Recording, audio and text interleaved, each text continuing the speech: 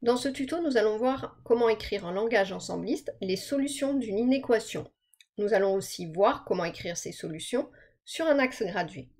Donc, prenons par exemple l'inéquation 4 inférieur ou égal à x strictement inférieur à 7. En utilisant la représentation sur un axe gradué, nous avons bien entendu besoin d'un axe. Ici, gradué juste de 1 à 9, mais nous pouvons poursuivre de part et d'autre vers les nombres négatifs, vers la gauche, et vers les nombres positifs et infinis, vers la droite.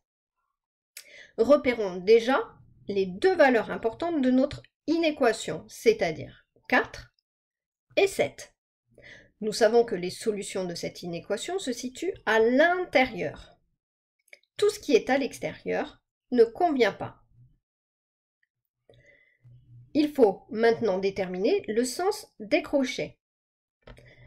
Ici, 4 est inférieur ou égal à x, c'est-à-dire que x peut prendre la valeur 4.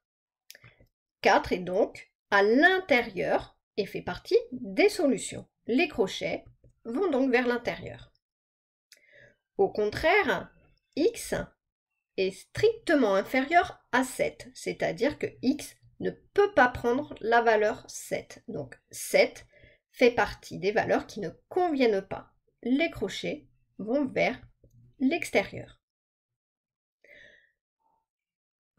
Pour écrire les solutions de cette inéquation sous forme d'intervalle, nous reprenons le schéma. Il suffit alors de reprendre l'intervalle qui a été représenté. Nous écrirons x appartient à l'intervalle 4, 7, fermé à gauche, ouvert à droite. Une autre situation, 4 inférieur ou égal à x, et nous n'avons pas d'autres bornes. Sur l'axe gradué, nous aurions 7 solutions, c'est-à-dire que les solutions contiennent tous les nombres qui sont situés à la droite de 4, et donc vont vers plus l'infini, que nous écrirons sous forme d'intervalle.